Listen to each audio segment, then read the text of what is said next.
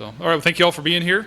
Appreciate you coming to hear a little bit about Jefferson College's remote work policy and some of the lessons we've learned the past year plus, going back to COVID.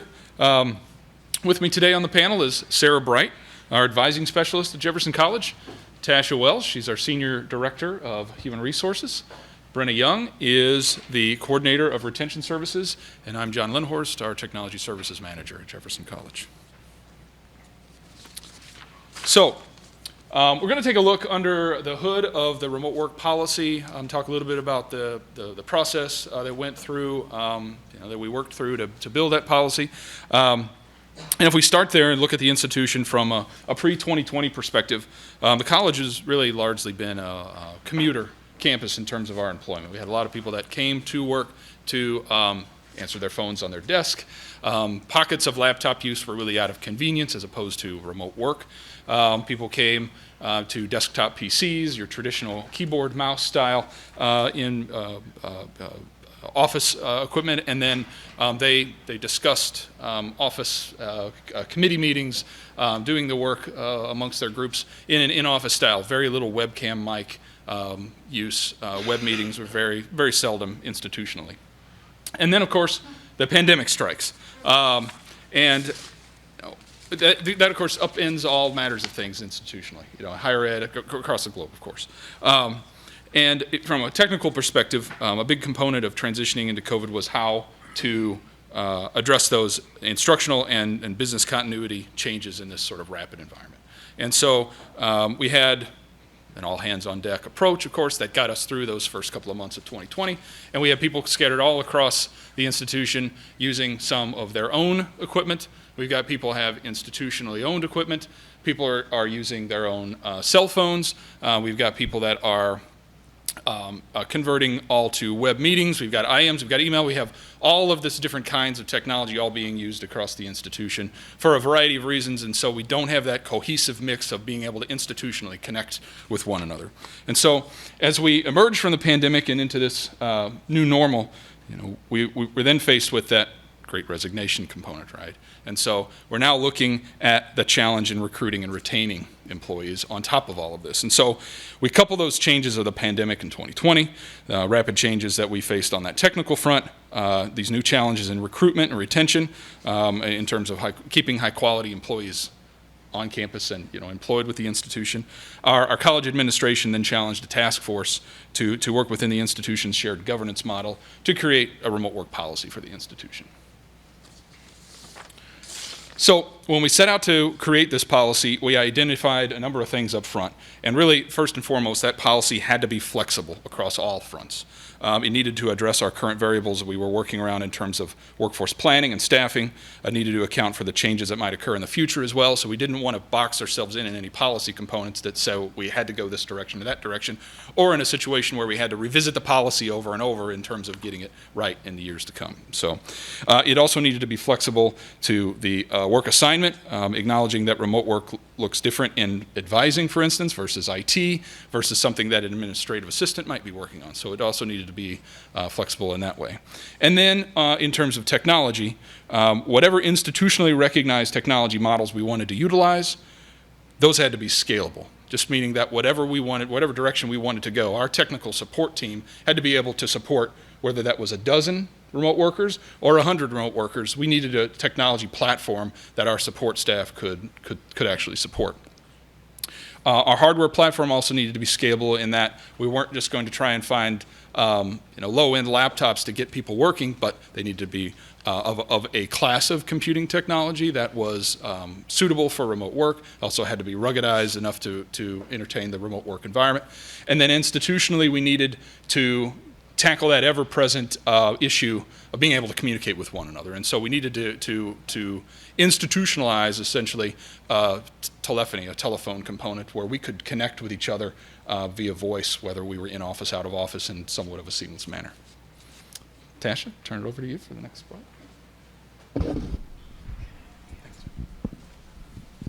So what does any college do whenever they need to put a new policy and procedure into place? Yeah.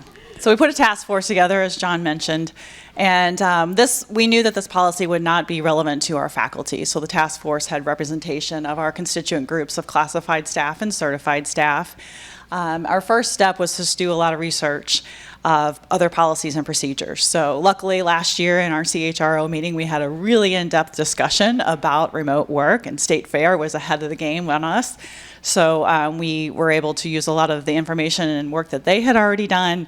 But then we also just went and, Google search. And I basically copied and pasted everything that I thought might be relevant to Jefferson College into one giant document. And the task force just went through that and started editing it down to what we thought would work for the college. Anytime you develop a policy and procedure, you want to kind of balance being too thorough and trying to think of every last situation, but also you want to try to be able to answer questions as they come up. So we put a lot of work into that process. From there, once we had a draft in place, we went through our constituent group review process, took that to classified staff, took it to certified staff, got feedback from them, just questions that come up. They're like, oh yeah, we probably should address that in the policy.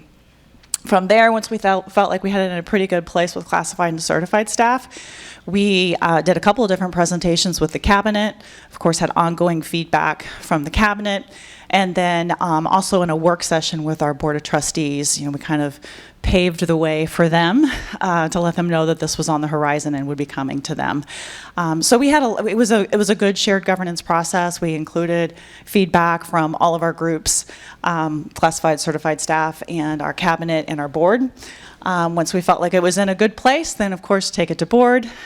We got approval from the board of trustees for a policy and procedure. And then from there, we did supervisor training. So the first step within the policy is to review all of the positions on campus to determine their eligibility for remote work. And of course, the supervisors were the ones that would be evaluating those positions. So we put, John mostly put an excellent training together for our supervisors to walk them through that process. We had a form developed that we'll go over more in detail later. But tried to give them the tools that they would need to evaluate their positions, to make a recommendation on their remote work eligibility. And then from there, we opened up that process for the supervisors to begin doing position evaluations. All positions need to be evaluated before we can open up applications for employees to apply to then be eligible for remote work. So once position evaluations are finished, if an employee's position has been identified as one that is eligible for remote work, be it 1, 2, 3, 4 days, then that person can then apply for the opportunity to, and that privilege to be able to work remotely. And then from there, of course, the last step of the process is implementation.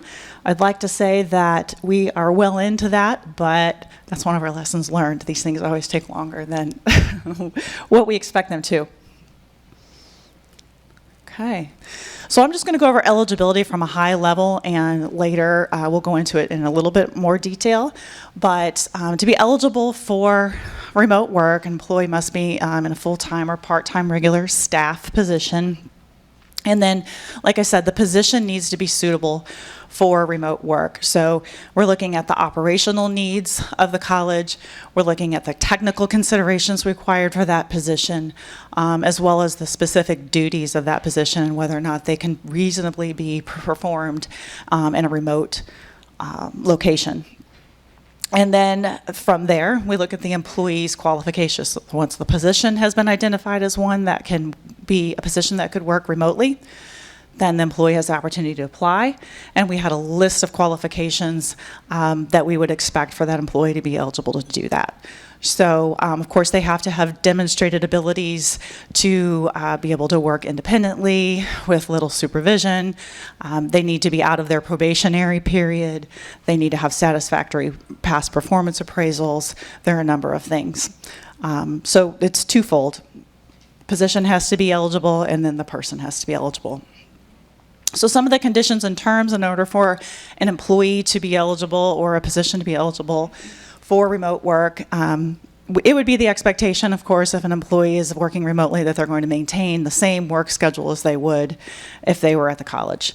So we need to know that these business hours that we have identified are the same whether they're home or they're at the college. Attendance would still be, the same requirements for attendance. We would expect them to be available. We're providing the technology so that their desk phone will ring to either their laptop or their cell phone. So email, Google Chat, phone calls, they need to have the same, we need to be able to reach them, and it shouldn't be an inconvenience for them to be working remotely. On-campus obligations, we made it clear in the policy and procedure that even if you've been approved to work remotely, there are going to be those times when we need to have a team meeting, or we need to have all hands on deck for training, or maybe it's a situation where someone in the department has resigned and now we don't have enough coverage. And sorry, but we might need you here for the next few months until we get someone else hired and trained, and and then you can return to that schedule. So wanted to make sure that we're not ready just yet. We have to slowly transition into this culture change. Want to make sure that our employees understand that they need to be ready to pick up and come back in if we need them. Of course, we're going to give them as much notice as we can. We want to be respectful of that.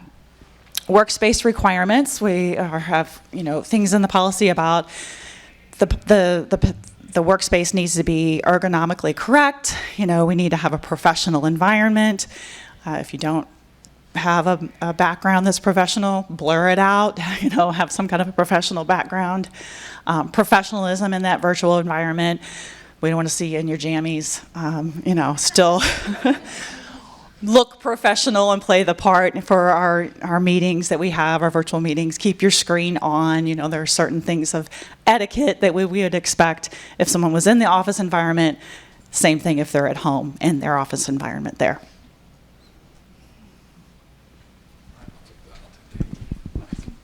Thank you.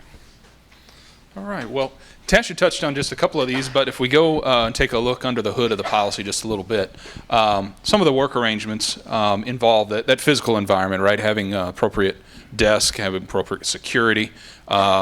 In the event that you are working remotely and you do have hard copy, it's very important that you have equipment that can store that.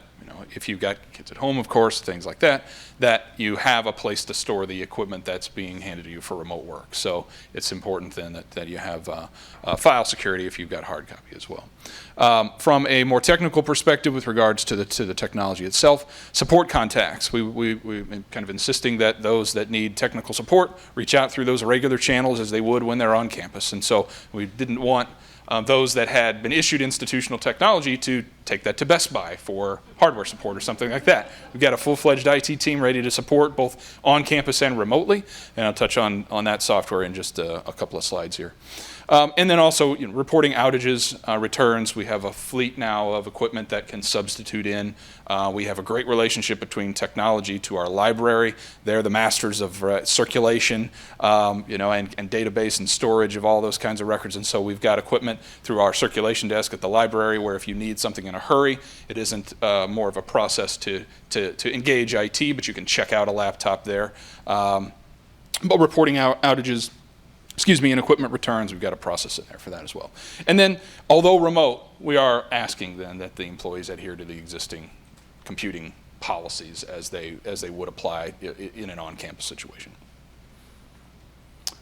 So some of the technology here that we are issuing, a college-issued laptop.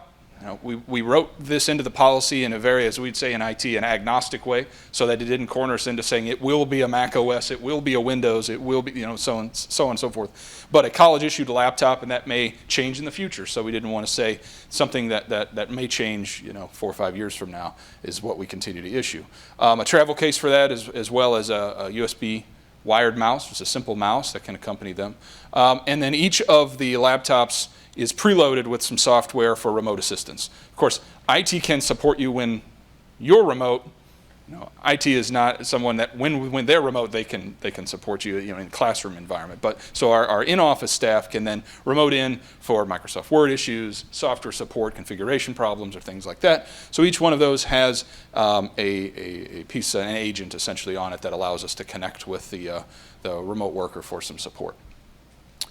There is some room in the policy for some bring your own device type stuff, and so I'll get to that in a couple of minutes when we talk about VPN and personally identifiable information. We do have a delineation in there for ways in which you can work, ways in which you're required to work with PII, and how your bring your own device or your personal device might interface with that. Some equipment that we've delineated as unprovided. We are not providing work surfaces or office systems, furniture for home use. That is on the staff member to provide. Just as you saw on the last slide, providing that responsible workplace at home is important for remote work. Also, we eliminated a reimbursement for internet or cell phone expenses. Because of the variety of different kinds of internet services and cell phone services, it was just important that we delineate that there's kind of a disconnect there. If you're going to remote work and take on the opportunity for that privilege, you'll be taking on any additional costs that might be involved with working from home as well. Docking stations, scanners, printers, monitors, hotspots, all those peripherals that we might have right there USB connected or something like that in the office, we were not including. And that was really, from a support angle, it's tough for IT support to clear a paper jam when that jam is at your house. And so we were not including a lot of that kind of stuff in the remote work arrangement. Also things like scanners. We take in a lot of hard copy, right, as an institution. And so, but having reams of paper at home that may be loose leaf and all that kind of stuff, not great, not really conducive to a remote work environment. And so having something like document imaging remote is also a real challenge. And so those workflows have an opportunity, right, to become more digital, and that's something that supervisors and different divisions and departments can take a look at in terms of maybe updating from hard copy throughout the remote work arrangement and updating some of their processes as well. And then we didn't want to write into the policy a specific bandwidth, right? There's different levels of different high-speed services.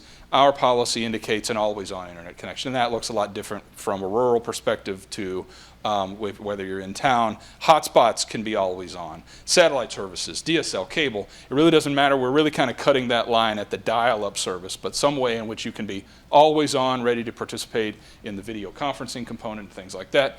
That's where the always-on service kind of writes itself into the policy there. So let's talk a little bit about VPN connectivity. We're a banner school, and so if you want to connect to the ERP, our banner services, you need to be connected via the VPN. And that then really kind of cascades across this PII. And for those unfamiliar, PII is that personally identifiable information. I'll bounce back to that previous slide here in just a second. But really, if you're going after employee records, student records, or anything that has that identifiable component, now we introduce the component of having an institutionally owned device in order to access that. And so that ensures that a secure connection on an institutionally owned connection and device is present to secure the transaction of any data that you're viewing when you're working remotely.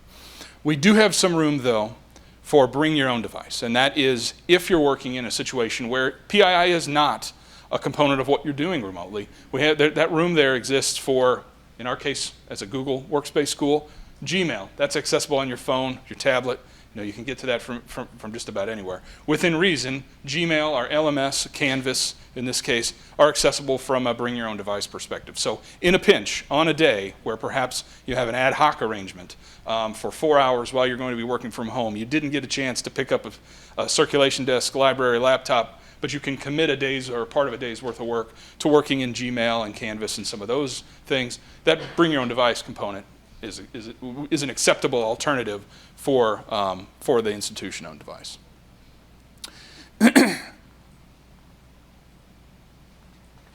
And then we have a way in which we've connected our on-campus telephone system to some off-campus resources. And so there's a module that we were able to add on just simply in terms of adding services to our existing telephone service that connects devices via the cloud. And so that was a really robust option for us. On any institutionally owned device, we're having that preloaded with a laptop application. So just like the laptop that's here in the room, we could connect up a pair of headphones or just use the webcam, microphone, and speaker, and have the option to take that internal-to-internal phone call right there on the device.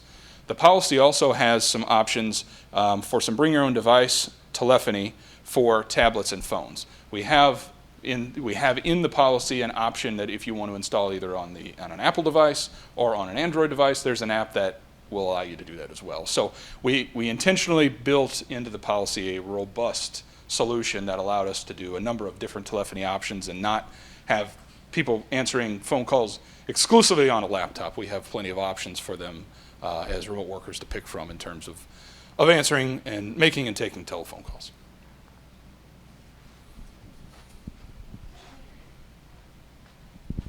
Thank you, John. You're welcome. Okay, so Tasha touched on these a little bit earlier in the presentation, but position evaluation. I think at first supervisors were a little bit concerned that they were going to have to evaluate positions. So the task force worked lots and lots of hours. I've gotten to know them all well over the past, I'm not sure, more than a year? Been a while, but anyway. And so, we really did a good job, I feel, of laying out what it was, what those expectations were, and gave them the tools that they needed. So the first thing that they did was they looked at their positions, okay? So we didn't think about the people in the positions at this point. We were just looking at the actual positions. So they looked at those duties, okay? And so, again, we can all agree that law enforcement cannot work from home, okay? They have too many position duties that require them to be on campus and supporting, the college community. So they looked at the duties. They looked at the operational needs. Are you a front-facing worker? So are you someone that students interact with on a daily basis? Or, are you someone working on payroll that has limited encounter with the public and with students? Technical considerations for the position, could academic advising, do a lot of this remote, or would that position need to be on campus more? So we looked at that, and then we actually classified the position. And so what we as a task force agreed on was, this position could work 100% either on campus. So again, Law Enforcement Academy, I am sorry, you have to be here 100% on campus. Could the position be done in a hybrid model, whether that be 1 day a week, up to 2 days a week, or maybe up to 4 days a week? And so we looked at that. Ad hoc. So this was something that we wanted to put in the policy just to cover employees as far as, pandemic, like John had mentioned. A lot of us were using our personal devices and things of that nature. So we wanted to be just clear in the policy that even if you are doing ad hoc, meaning, the guy's setting up my dryer today, I have to work from home, that you are using technology that the college provides for you. So this could be someone like our associate dean, administrative specialist.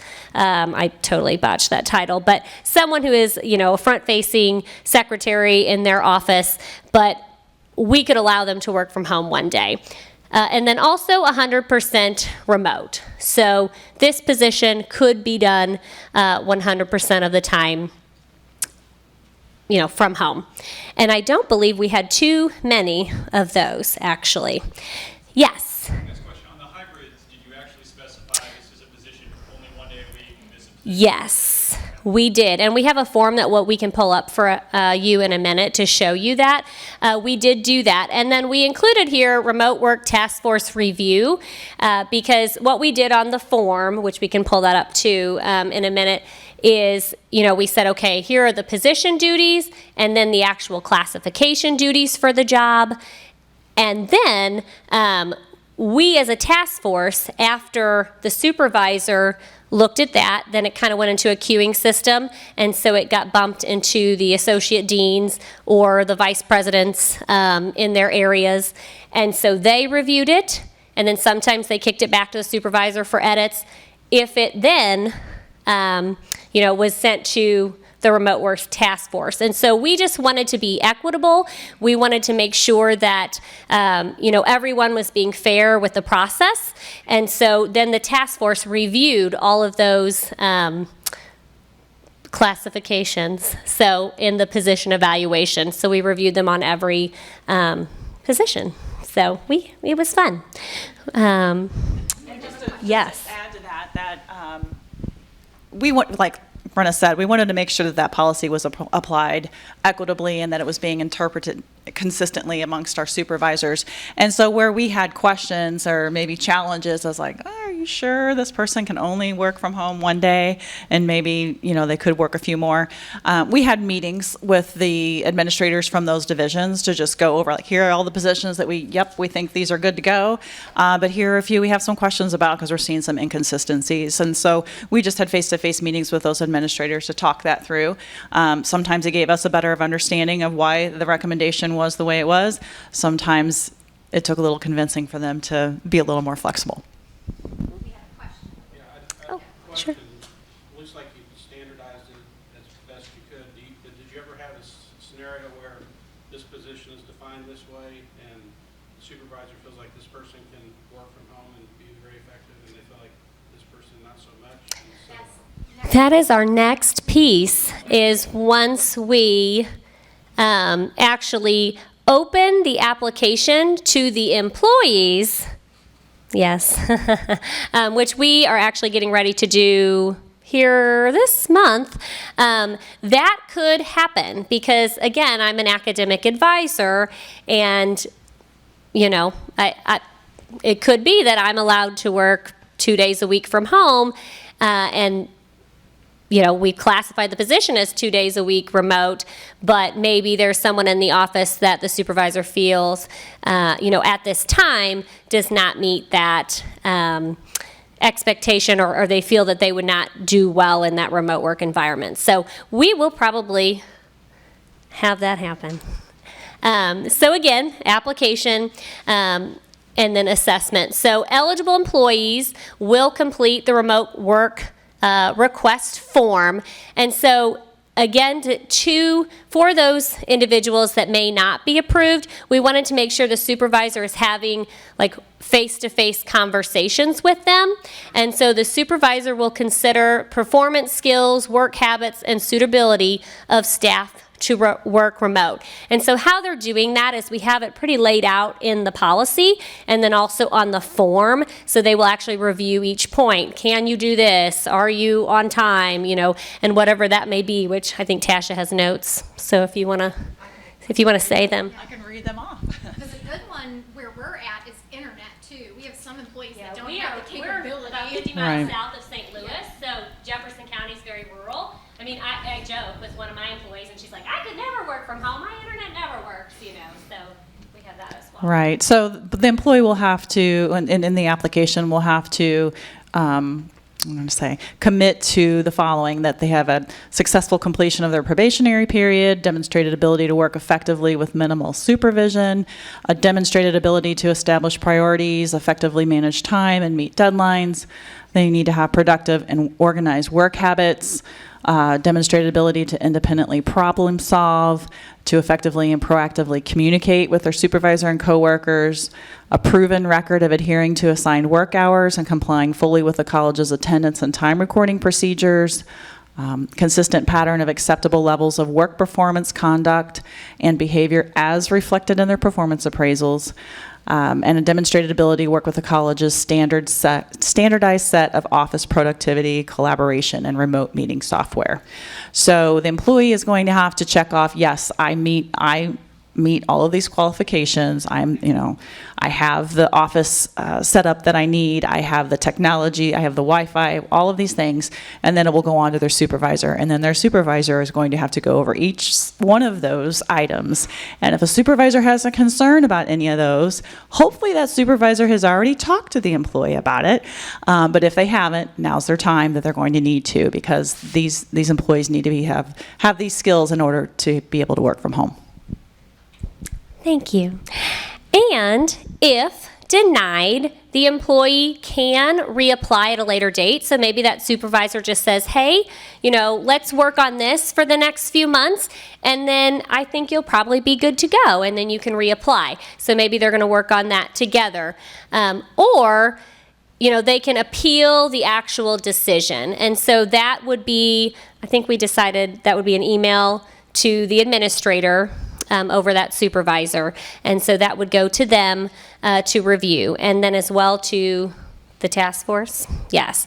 And so again, we are going to take a much more hands-off approach after this first cycle. However, for now, again, we just want to make sure everything is fair, and so we will kind of have our eyes on it for this first application cycle. And again, something I don't know if we mentioned before, employees cannot appeal the classification. So, they can't be like, hey, you said I'm only ad hoc, I want to be 2 days hybrid. So they can't appeal that, but if their classification says, okay, you can be remote 1 day, but then your supervisor denies you, that's when they can appeal. And so again, we felt like for the first part, we had enough eyes on it that we were being fair. And then we have that assessment piece. So we did throw into the policy a 3-month probationary period, because maybe it seemed at the time that that was just a great idea to work remote, but maybe we're getting calls about you missing meetings and showing up and eating Burger King on them, I don't know, in your Google Meets. I'm not sure. So we wanted to make sure we have a probationary period, and then we're doing ongoing review, and that will be included in the annual evaluation, is processing to make sure you're meeting those requirements for your remote work. And then at any time, I say we, not me, the supervisor, I only have one employee that this will fall under, but we can modify or terminate that agreement at any time. So as a supervisor, again, like I think Tasha alluded to earlier, if, 2 advisors up and leave us for some reason and we need you back in the office, we're really sorry, but you need to come back face to face and we'll revisit this in 3 months. Or this is not working at all, I am sorry, we are terminating your remote work agreement. So, yes, that is all I have on application and assessment. Sarah? And kind of to add to that, something to keep in mind, the application itself is also ongoing, in that we're going to constantly have to review our job descriptions.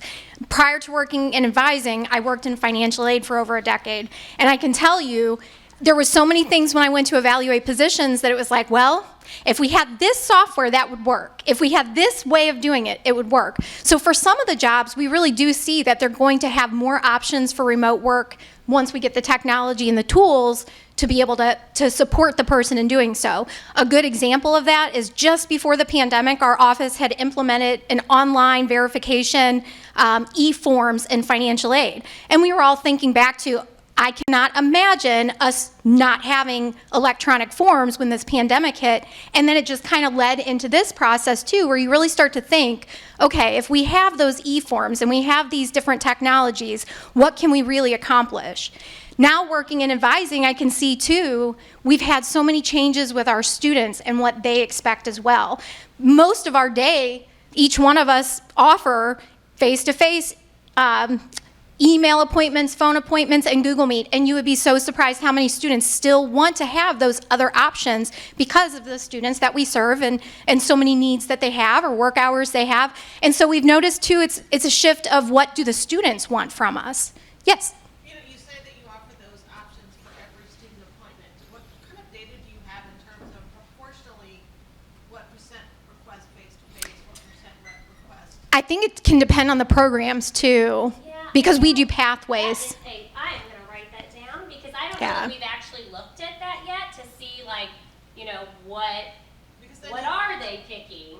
I would say we have a lot more Google Meet, email, and phone than we do in person. Prior to the pandemic, we practically only did face-to-face advising. And so I think a lot of them are choosing those other options now. Yeah. But is it more than, you don't know if it's more than face-to-face? I wouldn't say it's more than, no, because we even found that when we evaluated the advising positions, we were looking at just a couple days a week of remote, because we still do have so much walk-in traffic, and sometimes you want the student to meet with you in person just to check on a few extra things with them. So one thing that I saw too that in this process was very helpful is, I know immediately we always think of those exceptions as the supervisor. You go, okay, if it's about the position and not the person, I know this person's probably not going to do as well remote as this person. Just to be honest, you know their strengths and weaknesses.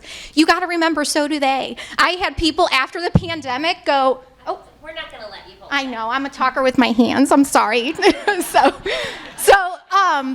I had people after the pandemic go, I would never want to work remotely. I absolutely hated it. You know, I mean, you got to keep that in mind too, that this isn't for everyone. So it's not only thinking about what do you think they can do, but maybe what are they comfortable with. And I think that you got to remember too, like Tasha had said, when an employee is supposed to be available to come in, something happens and they've got to come to campus, you have to remember, we know I could wing it. So you have to remember too that they're not supposed to have other commitments at home. We were really clear with that in the policy. You're not supposed to be watching your child, you know, elderly parents, things like that. You're not really supposed to be being distracted. So that's why in John or Brenna's example of 4 hours of personal time still may be needed while you're working remotely because you are installing your dryer. So just keep that in mind. Right now, as you saw from John's section of the presentation, we had so much that we had to think through with technology. So there's a big piece to it with that, not just technology available, but technology that's constantly changing and making sure that his folks have, enough hours in the day to manage all these people remotely. As far as the application process, as mentioned before, just like the rest of you, we had these intentions of like, oh, we're going to do this and it's going to be done by that time. And then, there was stuff like HERF, if you know what that is.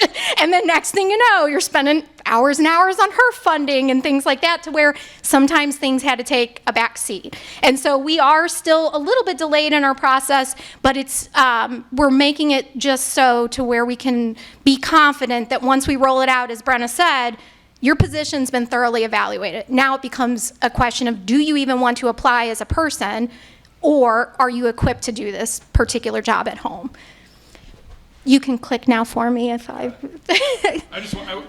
I wanted to add something just with the piloting remote technology.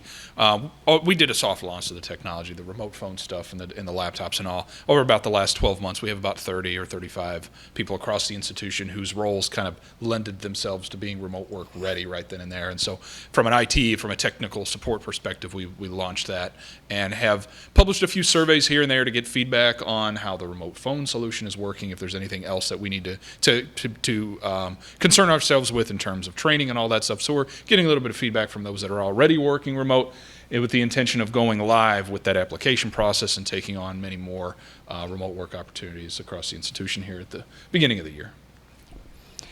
So shared governance, oh, go ahead. Just on that, Yeah. I was going to ask earlier, you said always on, but you can have an always on 1 meg DSL. That's true. Not work on anything you just talked That's true. about. Yeah, and that's true. Require them to prove any kind of speed? Right now, we are not, and that's going to be part, it has to be part of the assessment criteria at some point in time. Will they be able then, from a supervisor or a departmental or a work team perspective, to join the Google Meet in our case, or the video call, have the bandwidth at home to answer that not a cell phone call, but a data call over wireless. And so that's going to be a component of reviewing their ability to maintain that remote work arrangement. Even if like there's snow and it suddenly hits, or rain and your power's out. We talked about all those exceptions, of course, that people start to think through.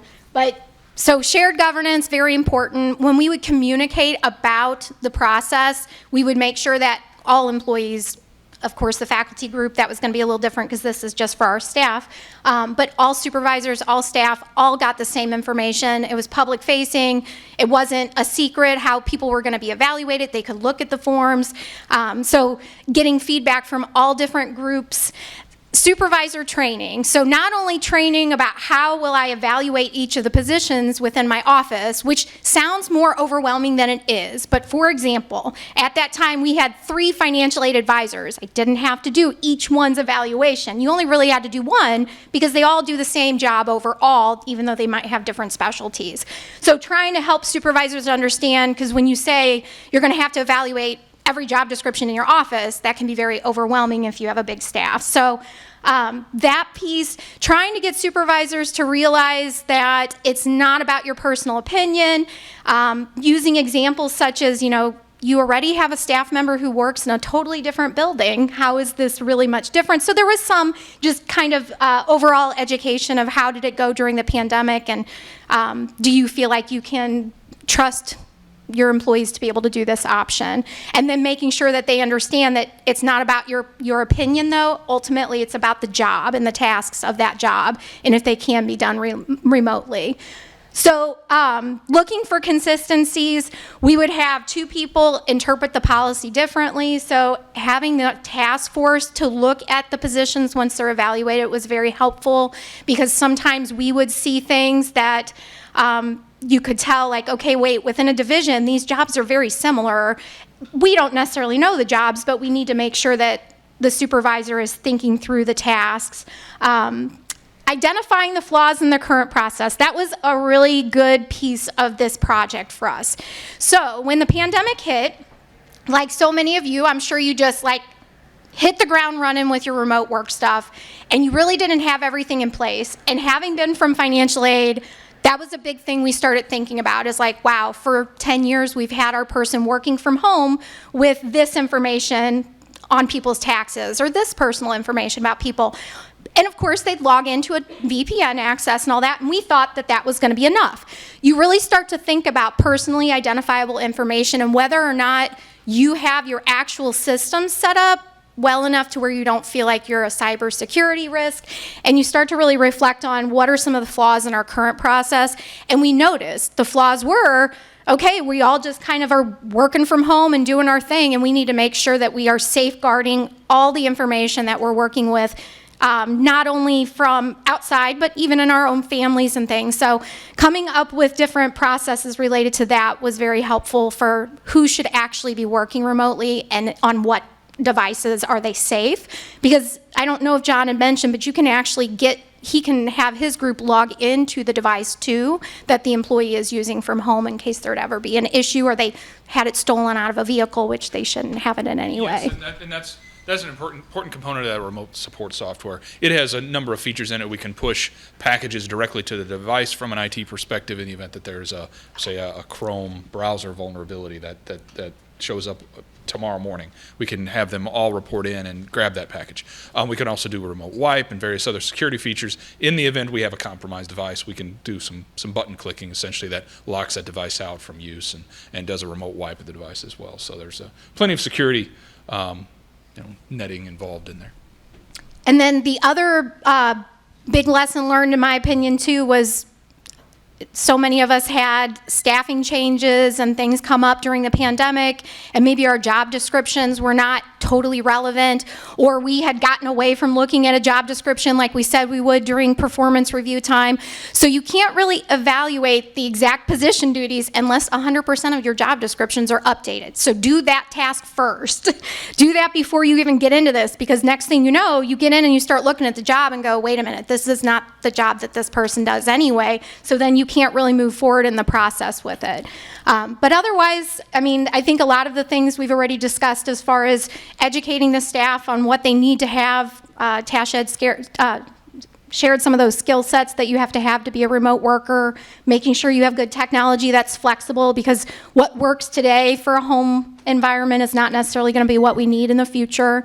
And then just being prepared for a lot of back and forth between supervisors, leadership, and the committee until it gets out there to the employees. So, any questions from the group?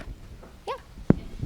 Couple things. What was the main driving force that you guys decided to move in this direction? And also, are you able to share who made up the task force? Well, you're looking at the task force. So I sit on the cabinet, so I was able to relay that information back to the cabinet. Main driving force, I think, is like we were doing it during the pandemic. In some areas, we knew it was working. In others, it wasn't. But with the Great Resignation, with the difficulties in recruiting, we know that this is definitely a recruitment tool, and so we can't always pay what our competitors are paying, but we want to at least be able to have competitive benefits and competitive work-life balance and those things. So I was very fortunate in that the administration was very supportive. We couldn't have done this if the administration wasn't supportive of that. But it's not without challenges, So once we decided that this was going to be a board policy and procedure, we had to make sure, some supervisors had to be reminded that it's not your preference to say, no, I want everyone to work in the office. We now have a policy and procedure, which is kind of like a benefit that all employees that are eligible should be able to apply for. And that it's not a supervisor's discretion to say, oh, but not in my area. It's now a college-wide policy. And so having that board approval of that and having the administration's support it wouldn't be successful without that. There's my boss. Say something. For those of you that don't know me, I'm Dean McCaffrey, and I'm the president of Jefferson College. And I have a great team here and at the college who's been working really hard on this. But, I think we've heard 30 miles, 50 miles from St. Louis. We are competing with the St. Louis market and who we're hiring. And it is really tough because we can't, our cost of living used to be a little bit less in a lot of our area, but it's not anymore. And so for us, this is a way for us to keep people and retain, especially in like our IT analysts in different positions. Because a lot of people will drive from downtown St. Louis to Hillsborough to work. And this is just an opportunity for us when we can't continue to do raises like you can get in industry to give you something that might help you also. So that, I think, is one of our big drivers we noticed because the market here is so tight across the board. So. Yes. I have a couple of questions. Do you have any employees who work in other states? So within this policy and procedure, we do have employees who live in Illinois. And so we did say within this policy for our full-time, part-time, regular employees that they have to be within commuting distance of the college. Because of that, if we need to revoke it, if we need you to come in for a staff meeting or training, at this point, that's where we are. Do we have employees that are working in other states? Yes, and we find out about it by accident sometimes when we have an online adjunct instructor who, oh, looky there, we have returned mail when they've moved to a different state. So that's kind of like a whole other issue that we're exploring with how do we keep up with the payroll taxes and unemployment and labor laws and all of that. But for this, we were trying to limit it to, we're not prepared within our institution to just completely open it up and have 100% remote in different states. We're not there yet. My second part of the question was, how did you determine what workers' comp issues? If there were a work-related injury that occurred at home, is your workers' comp coverage? Okay, so I might have to get back to you on that because we did see in some other policies a whole lot of information about work comp, and I actually took that piece of our policy and ran it by our attorney, and she preferred that we keep it really short and sweet because it kind of depends. So I will go and look in the policy to find out what we landed on, but that was straight from Kate Nash. So yeah. Thank you. Yes. So my question is, you talk about that one of the rules of this is that they don't have other commitments while they're at work. Mm-hmm. They have their working hours. How do you monitor that? How do you? Well, I think it's just going to be about the supervisor monitoring productivity just like they would if they were in another building. Are they getting their work done? Are they accessible when we need to be able to get a hold of them? Are they keeping their calendar up to date? We did say, this is, I think, a lot of people kind of enjoyed that during COVID, the ability to not have to send their kids to daycare. But I was also on a lot of meetings that were not productive because kids were squawking in the background. And I have kids myself, but they're older now. But and I think there were a lot of working parents who said, I couldn't get my work done. So, but since it was so close to that kind of practice, we made sure that we made it clear in the policy that this is not in lieu of dependent care, be it adult care or children. You know, if your kid's home and you need to stop and make them a sandwich, you know, no big deal. But you still need to be accessible. So really, how are we going to monitor that? The same way we would with a performance appraisal if someone was working here on campus. They have to sign off on their agreement that they understand things like you can't have a second job and all that stuff. Right. Right. And I think we can say whether you're at home or at work, that stuff happens. I mean, you need to get, you know, my daughter got married a couple of years ago, and oh my God, I have to call the florist or the caterer during the workday. It happens whether you're in the office or at home. It just can't become all consuming. A question back here. When you guys were doing this task force, did you guys consider a compressed work schedule, like 410s? We considered that and decided we were going to just stick with our regular work schedules for now, and that's something that we would be open to after we get this culture change under our belt first, you know. Like an advisor, you know, we can't be like, oh, you're going to work till 8, but if the office is closed at 6 and they have a financial aid question, well, then, you know, I mean, so we wanted to keep it consistent with what. I think we're just kind of taking baby steps into it, and you know, I can see that happening in the future, either compressed work schedules or maybe more flexible schedules. But for now, we're saying your schedule needs to be the same as the business hours that we have at the college. Yes. You said it was for evaluating full and part-time staff. Is that all non-faculty, so staff, Yes. administrators, professionals, evaluating all of those positions? Yes. Do you have folks in all those positions who have some allowance for work from home? No. Yeah, some positions are, you know, custodians. No, they can. Oh. Administrators, professionals, and staff, are there folks in all those categories who have some work from home? Administrators really are limited to an ad hoc basis, so it's just here or there. And that's important because we touch so many different areas on campus. I can say, when I leave this conference and go back to Arnold, my office is in Hillsborough, I'll go work from home that afternoon or stay on Arnold campus rather than driving down to Hillsborough because it doesn't make sense to spend another 45 minutes both ways in the car when I can get other things done. But I was pretty particular about that as an administrator and talked to the administrators about that when we did this. That, I mean, it might be easiest for the vice president of finance and administration to be more from home, but he's also over buildings and grounds and the police department and other things that are on campus. And so that expectation right now is that we're there. And just touching on, and I know we're out of time, so my feelings won't be hurt if you need to step out. But just because we have so many questions, I don't want to ignore them. One of the things about ad hoc is that we really, the intent of ad hoc, you know, working from home on an ad hoc basis should be just under exceptional circumstances. It's not like I'm going to start working from home once a week on an ad hoc, but you know, that's not ad hoc. So that's one of the assessment tools that we're going to put in place is see during performance evaluation time, you know, how often is this position working on an ad hoc basis? And if it's becoming more routine, then we probably need to reevaluate that position and determine if it's really a hybrid position. The reason being is that we're not as closely monitoring ad hoc situations. That's really supervisor discretion. But for the hybrid, we want to have a good evaluation system in place. So we don't want those ad hocs to start creeping into more regularly working from home. And it's not a substitute for FMLA. Correct. Nope. And it can't be a burden on other people. Yes, we have made that very clear that working from home should not be burdensome to any other position. Yes.